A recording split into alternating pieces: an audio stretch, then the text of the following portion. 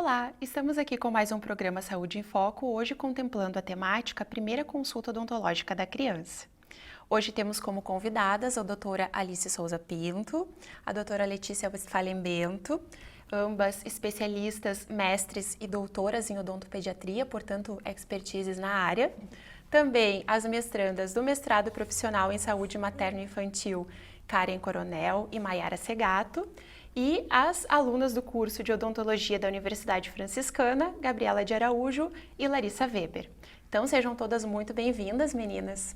E a primeira consulta odontológica, de fato, é um tema que desperta bastante dúvidas nos pais, nos responsáveis. Então, a nossa ideia hoje é que essa conversa consiga elucidar, né, essas dúvidas e proporcionar conhecimento aos nossos telespectadores a respeito do tema.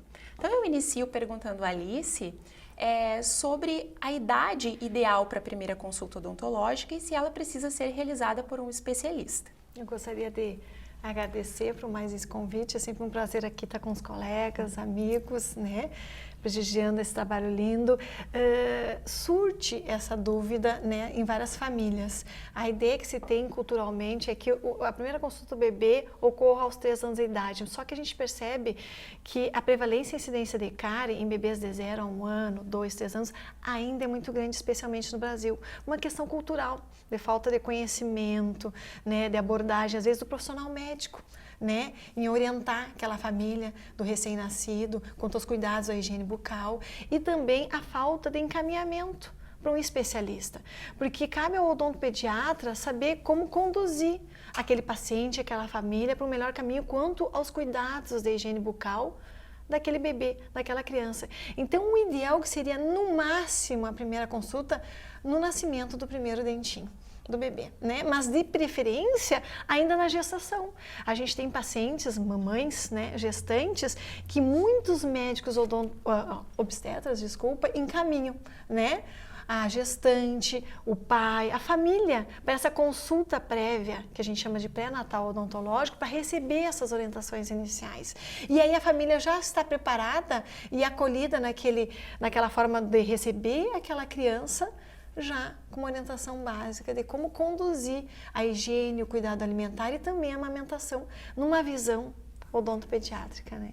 E se tu me permite, Alice, colocar que as PNADs, as pesquisas nacionais por amostra de domicílio, demonstram que cerca de 13% das crianças brasileiras fazem a consulta odontológica entre os 0 e 3 anos de idade. Ou seja, uma parcela muito pequena da população tem esse conhecimento, né, da importância deste momento para a criança na primeira infância. Inclusive, a gente percebe no consultório particular, aparecem muitos bebês com necessidades de restauração, de tratamento de canal, de procedimentos invasivos, que uma prevenção simples de orientação, como conduzir aquele bebê, facilitaria o trabalho no dia a dia, porque são poucas as crianças que de 0 a 3 anos permitem tranquilamente os pais realizarem a higiene bucal adequada.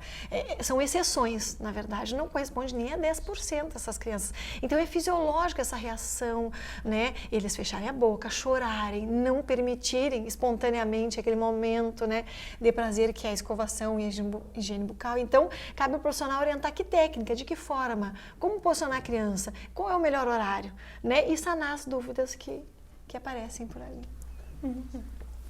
Letícia, como deve ser feita a primeira consulta da criança? Bom, então primeiro eu também gostaria de agradecer o convite, né, de estar aqui conversando sobre esse tema que para nós odontopediatras é sempre apaixonante, né?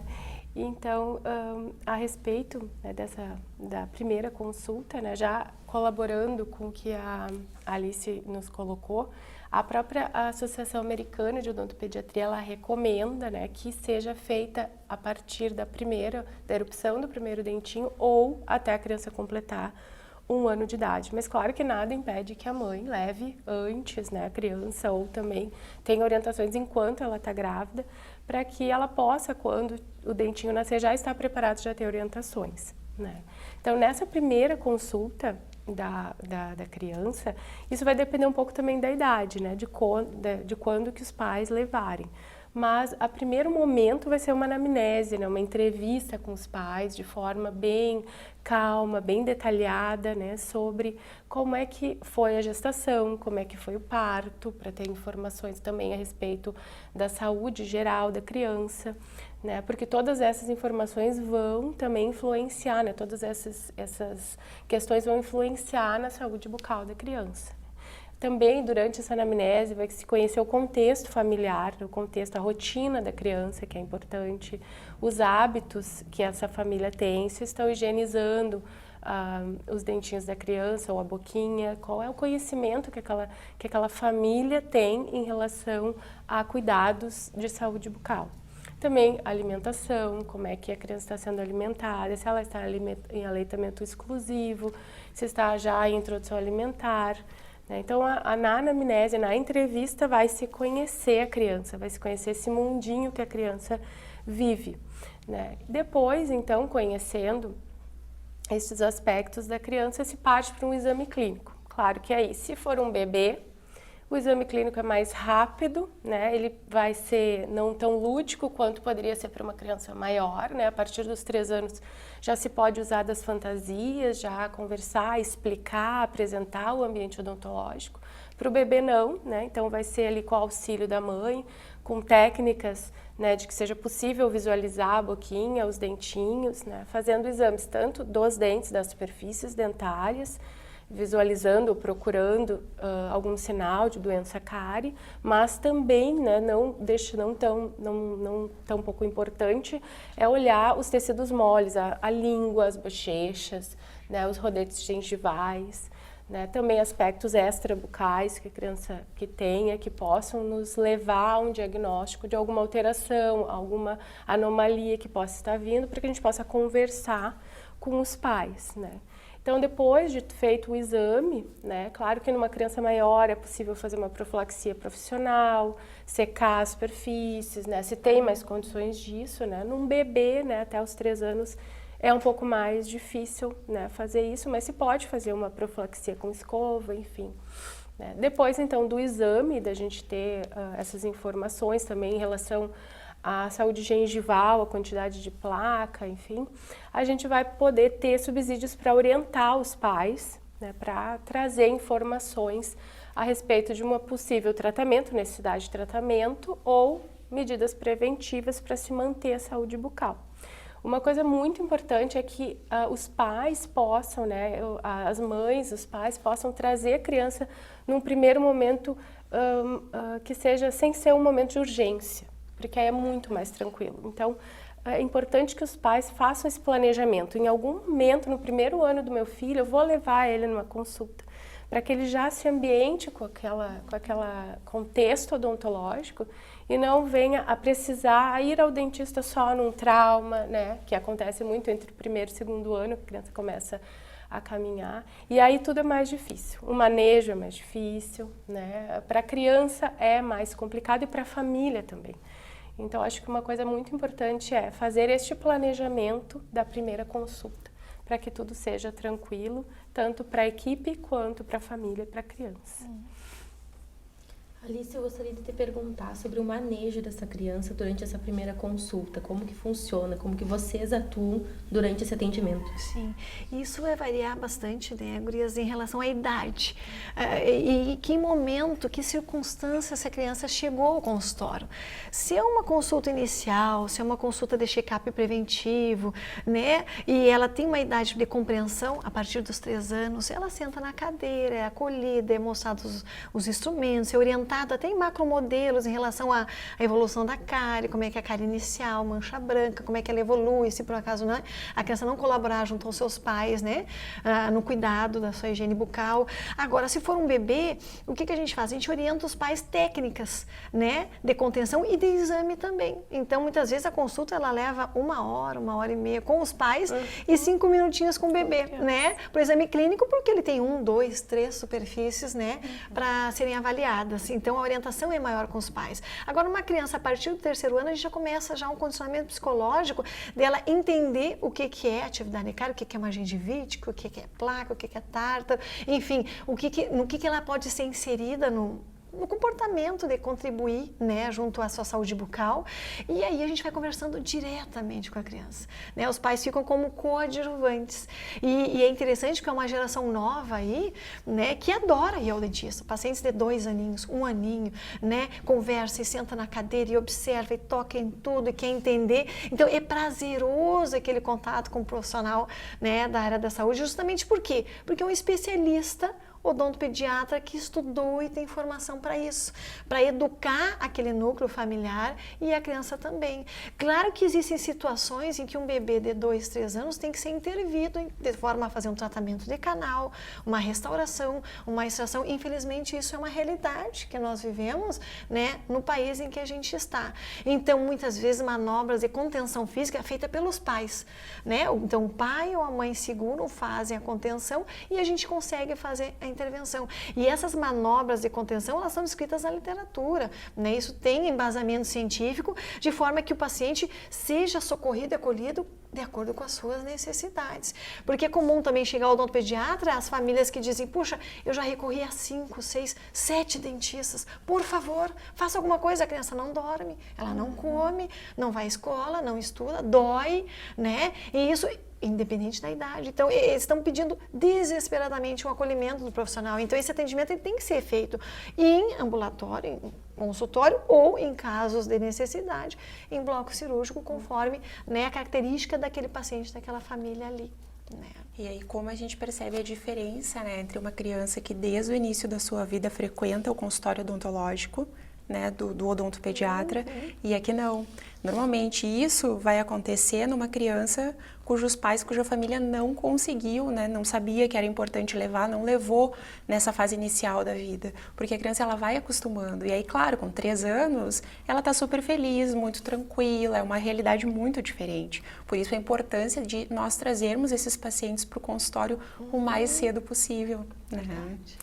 E em relação a essa primeira consulta, além então da anamnese, né, que é bem rebuscada com os pais, conforme a prof. Letícia falou, do exame clínico, de todas essas questões de manejo, a gente tem como uma coisa principal, eu acho, né, um momento especial, as orientações. E aí, Letícia, eu te pergunto em relação especificamente à questão da higiene bucal, quais são as orientações que tu dá para os pais, para os responsáveis por bebês e crianças? Então, a escovação, né, ela deve iniciar a partir do primeiro dentinho que erupcionou.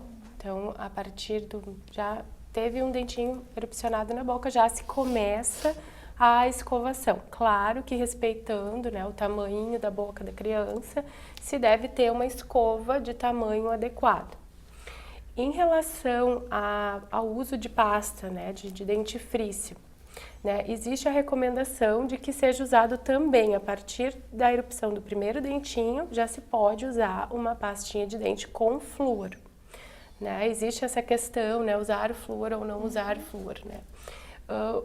A recomendação é que se use.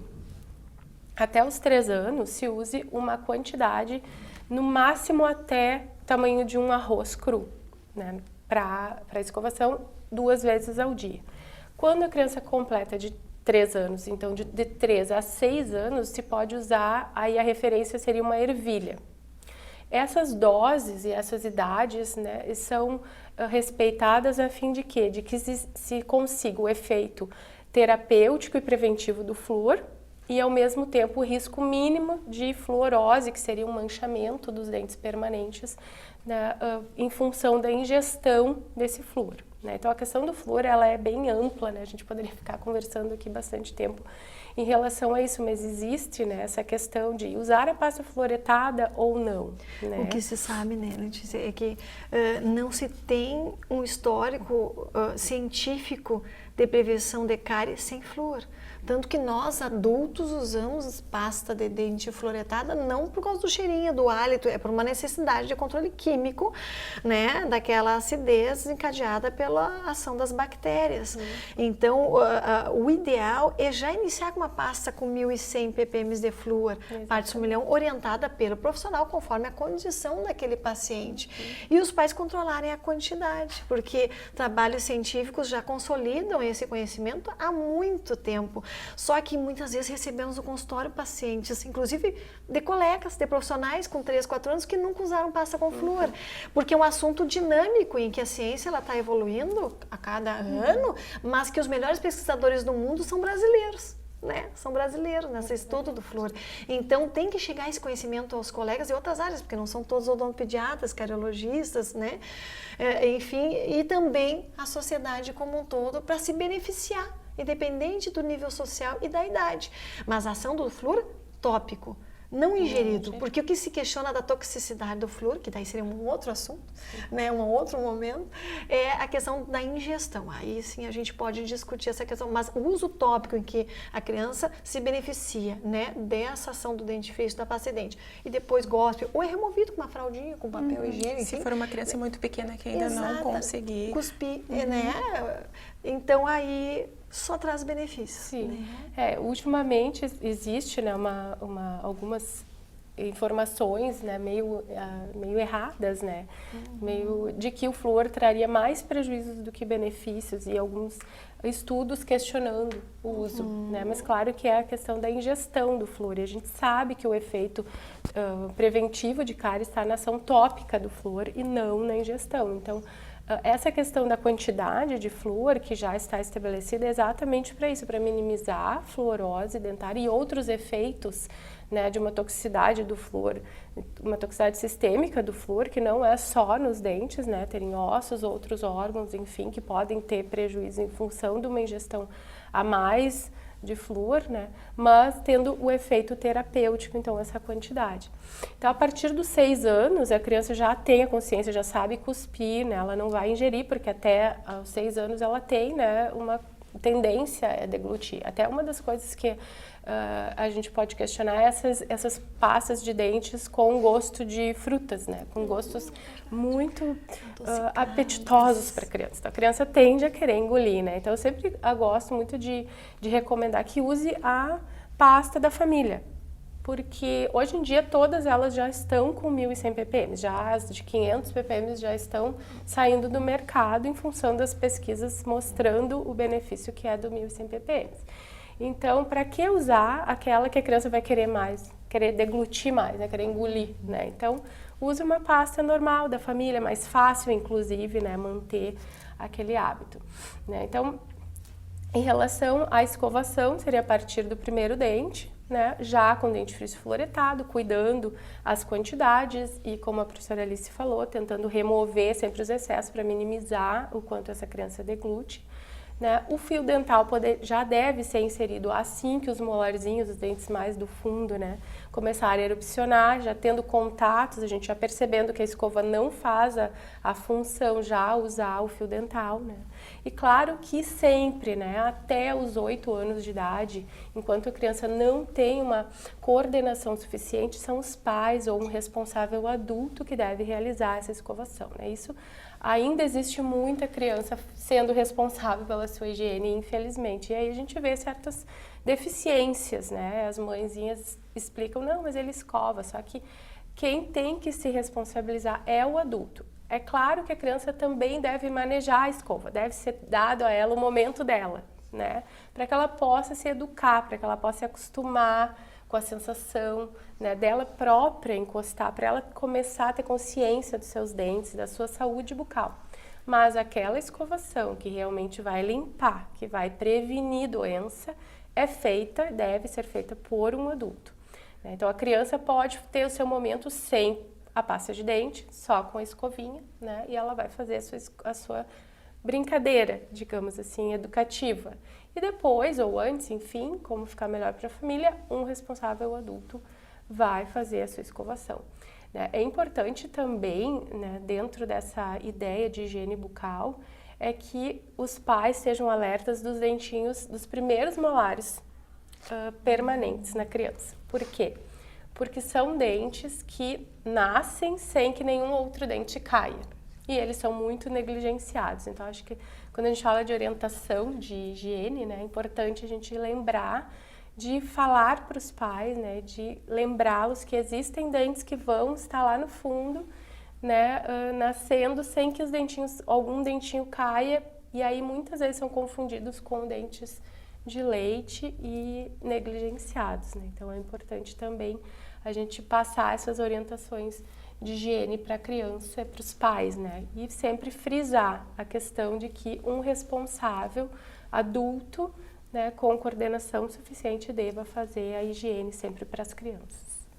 Alice, em relação aos hábitos de sucção nutritivos e não nutritivos, quais são as principais orientações? Muito bem.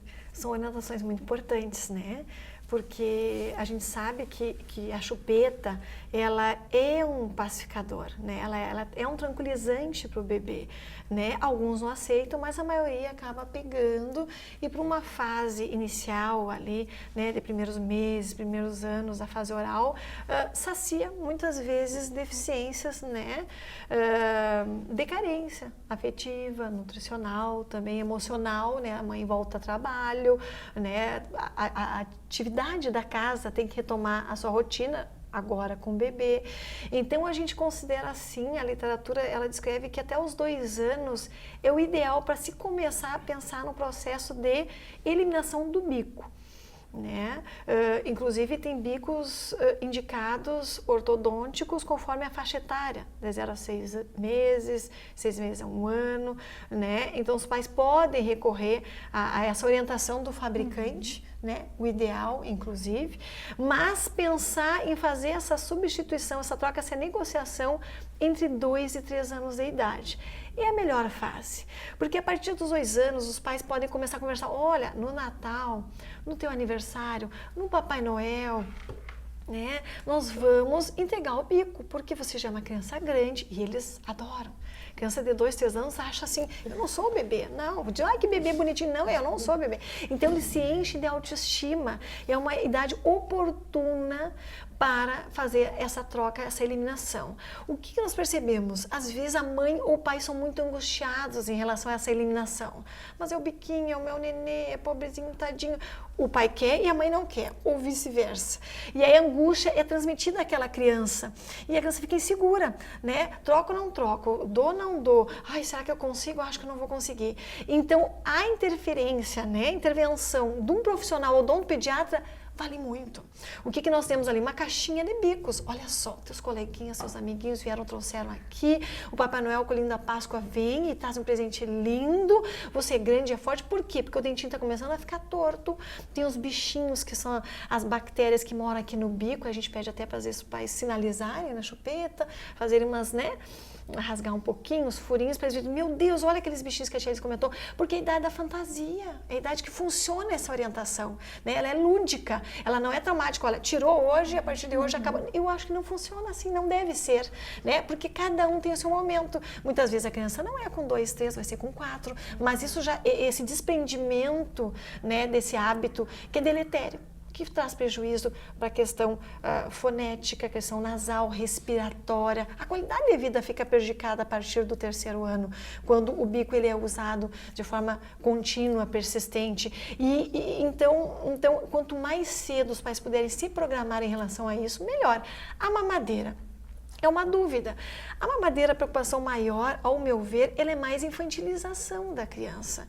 Porque se a criança mamar com 5, 6, 7 anos, se a gente vai ver odontologicamente, falando em ortodontia, né, função do sistema estomatognático, a criança mama 2, 3 vezes por dia, por talvez 1 minuto, 2. Então, a parte funcional do esqueleto dela e muscular também, não vai estar tão prejudicado. Mas é estranho uma criança de 7, 8 anos com aquela mamadeira pendurada, né? Então é bom os pais estimularem, você já é grandinho, vamos comprar uma caneca linda, bonita, olha os teus colegas, um amiguinho vem aqui em casa, vai ver essa mamadeira, de quem? Vai ficar estranho, não vai minha filha, não vai meu filho, né? Então também orientar os pais que existem formas de conduzir a criança psicologicamente para ela eliminar, né, esses hábitos. E por fim o dedo, né, a sucção digital, ao meu ver, ela é a mais prejudicial, porque ela tem uma relação afetiva e ele está disponível 24 horas esse hábito para a criança.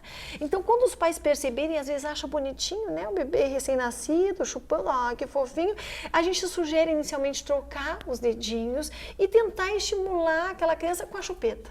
Porque vai ser mais fácil a substituição do hábito posterior, né? Mas vamos supor que a criança chegou aos 4 anos e continua com aquela intensidade de sucção do polegar. Isso sem aparelhos ortodônticos, que a partir do 4º ano a gente coloca aparelhinho fixo ou móvel mesmo, né? Que são impedidores, limitadores daquele hábito e com consenso da criança. Tia, eu tento, mas eu não consigo, eu quero, eu não acho bonito, eu fico com vergonha, eu chego no carro da minha mãe da escola, ou vou no banheiro, né? E a gente já vê que já tem um conflito emocional ali, da criança não sentir bem, não gostar da sua mordidinha, o dentinho tá pra frente, às vezes já começa os apelidos na creche, aquela criança tem dentinho torto, tem dentinho assim, chupa o dedo, o outro é bebê porque chupa o bico, eu não sou, né? Então tem esses comentários já de crianças pequenas.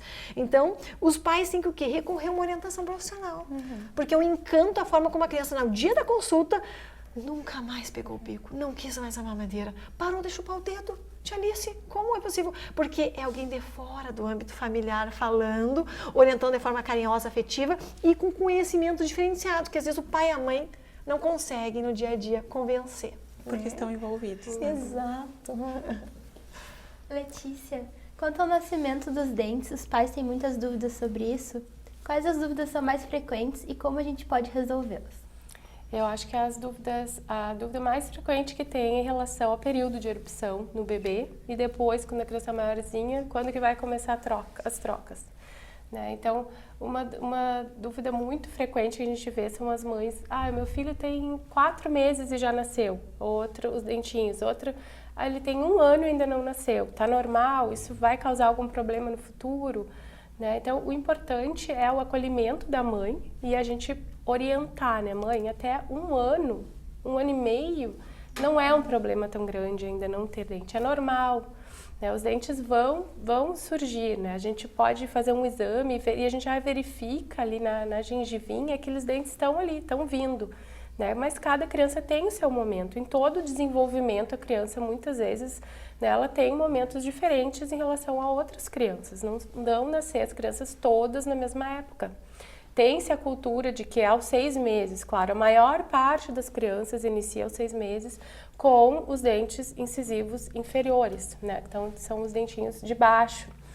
Mas algumas crianças não vai acontecer dessa forma. Algumas vão ser um pouquinho mais precoces, outras um pouquinho mais atrasadas, né? Crianças prematuras, por exemplo, às vezes têm alteração nesse sentido porque já são prematuras, então elas vão ter a erupção mais tardia, respeitando o seu desenvolvimento, né? Então, às vezes a gente conversando com a mãe, entendendo o contexto, alguns fatores que possam estar alterando, né? E conversar, não, mãe, é normal, vamos esperar, vamos aguardar com paciência, né? Acolher essa mãe no sentido de tranquilizá-la, né? Não precisa ficar ansiosa, né? Inclusive, eu tive 2 pacientes que eram gêmeas bivitelinas e uma aos 4 meses apareceu os incisivos centrais inferiores e a outra só com 1 ano. Então, esta mãe quase enlouqueceu, porque eram gêmeas, né? Mas veja que eram gêmeas bivitelinas, né? E tiveram essa diferença aí de momentos de erupção. Mas hoje, com 2 anos, 3 anos, já estão iguais, né? Já estão normal, a dentição se desenvolveu da mesma forma. Então, muitas vezes a gente fica esperando aquele padrão, não ocorre, né? Então, as mães podem ficar tranquilas porque até 1 ano, 1 ano e meio ainda é possível, ainda está dentro da normalidade. A sequência também, claro que o melhor, existe uma sequência padrão, se for olhar, né, na internet, tem vários guias com a sequência padrão, mas isso também nem sempre se comporta desta forma, às vezes vem um dentinho antes, né? A própria minha filha, Cecília, tá bem com algumas coisinhas, já tem um molarzinho e o lateralzinho não nasceu, então assim, e tá tudo ok, a gente vai acompanhando e vai vendo que as coisas vão acontecendo, da melhor forma, da forma como é para ser com aquela criança. As pessoas não são iguais, os bebês também não são iguais, né? Então podem ficar descansados em relação a isso. Vamos acompanhando no final, por 2 anos, aos 2 anos e meio, né? Elas vão estar todos os dentinhos ali, né? Toda a dentição decídua completa. Claro que ao longo desse período é importante que o odontopediatra acompanhe para caso aconteça alguma alteração, alguma anomalia, se possa já desde o início já se diagnosticar, para já se pensar nas condutas que possam ser feitas para minimizar danos, né, para que tudo possa ocorrer da melhor forma. Né? Outra dúvida que eu acho que as mães têm bastante em relação a quando vai começar as trocas. Né? E aí eu volto de novo com a ideia do primeiro molar, né, que tem que lembrar que vai nascer um dente lá no fundo sem que nenhum caia, né? E que as trocas também vão acontecer numa época, às vezes, um pouco diferente para criança. Então, o importante é não comparar, né? A gente fica vendo as mães comparando, às vezes, né? Os filhos com os sobrinhos, com os coleguinhas, né? Que já trocou, que não trocou.